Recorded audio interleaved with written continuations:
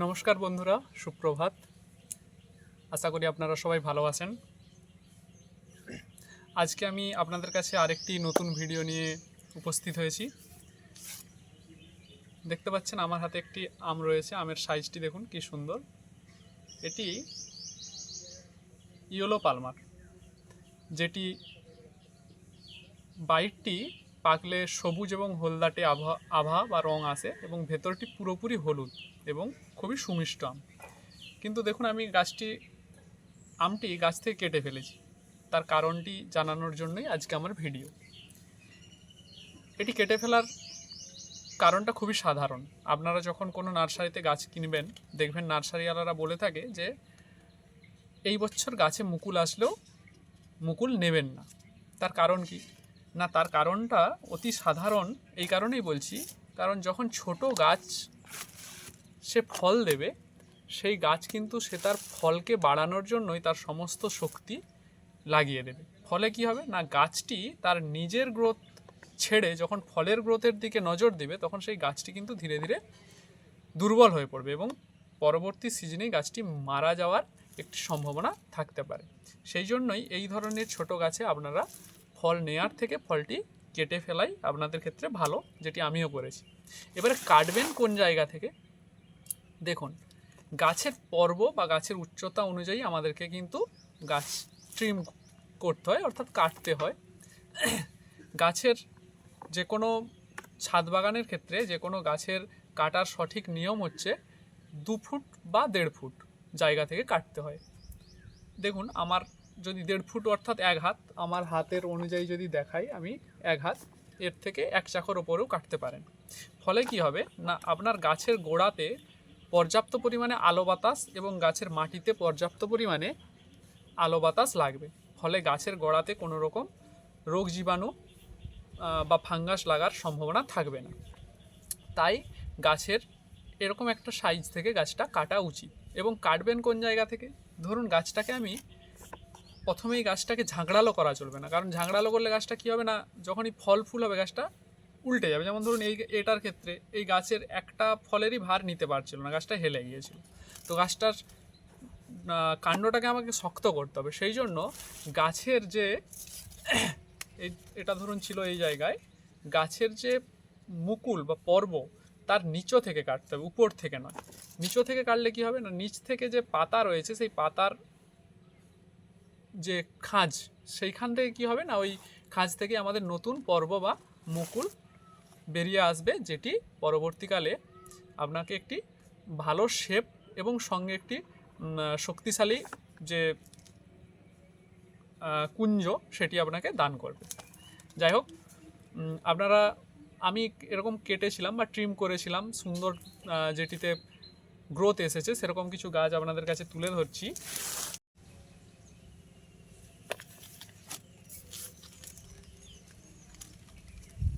এই দেখুন কি সুন্দর 3টে ডাল বেরিয়েছে, দেখতে পাচ্ছেন? গাছটার সাইজটা দেখুন।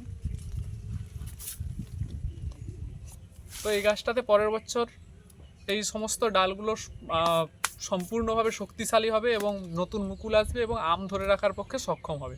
তো তখন আমি এই গাছটা থেকে আম নিতে পারবো। আরও কিছু গাছ দেখাচ্ছি আপনাদেরকে। এটা দেখুন 3টে ডাল এসেছে। পাতার দেখুন প্রত্যেকটা পাতার গোড়া থেকেই কিন্তু ডালগুলো বের হয়েছে। তো আপনারা চেষ্টা করবেন সবসময় এইরকম জায়গা থেকে গাছটাকে প্রুন করার বা কাটার চেষ্টা করবেন। এছাড়া আরও একটি গাছ যেটি আপনাদেরকে আগের ভিডিওতে দেখেছিলাম, সেন্সেশন, সেটির মুকুলটিও আমি কেটে ফেলেছি এবং আমার মনে হচ্ছে এই 3টি জায়গা থেকে এর মুকুল বের হবে এবং আমি সেটির ভিডিও আপনাদেরকে দেখাবো। তখন আমি এই 3টি জায়গার ডাল রাখতে পারবো।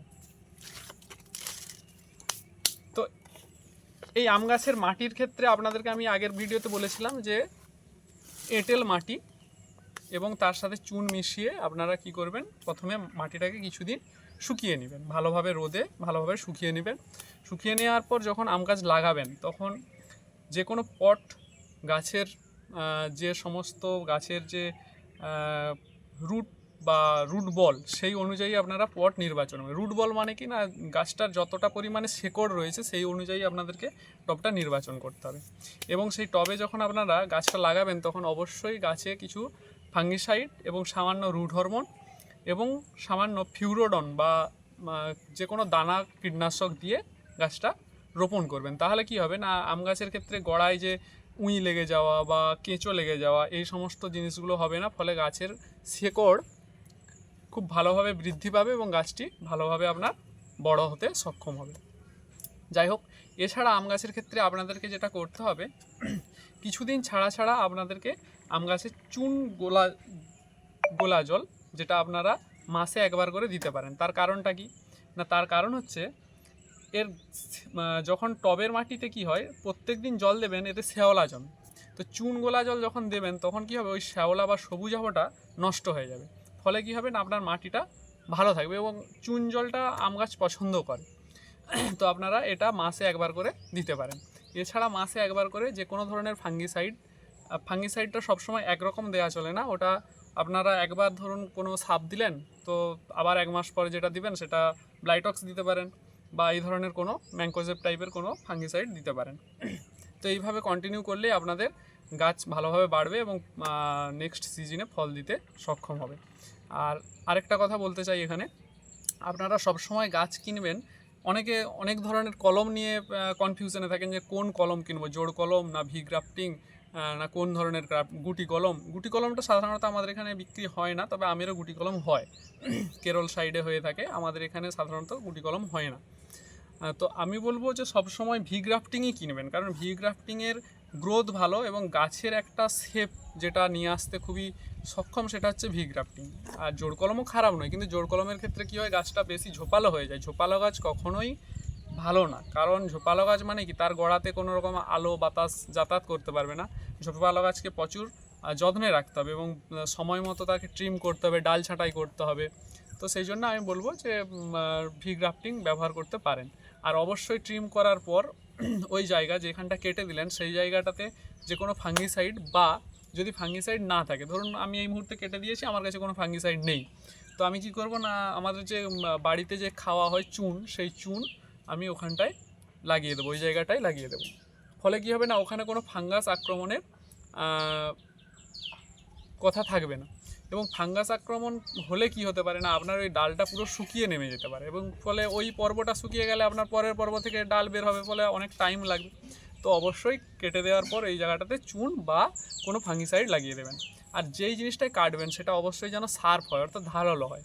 আর যেই জিনিসটাতে আপনি কাটছেন কোনো কাটার, সেই কাটারটা দিয়ে যদি আপনি কোনো আগের আম গাছ কেটে থাকেন বা যে কোনো গাছ কেটে থাকেন, অবশ্যই সেই কাটারটা ভালোভাবে ধুয়ে নেবেন এবং ঘরে যদি কোনো স্যানিটাইজার বা স্পিরিট থাকে, এই জাতীয় কিছু থাকলে সেটা দিয়ে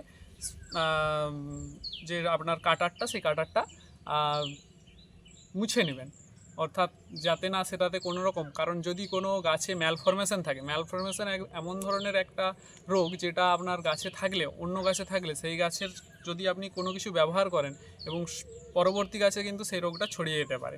আর ম্যালফরমেশন একটি খুব খারাপ রোগ, যেটা নিয়ে আমি পরে আলোচনা করব।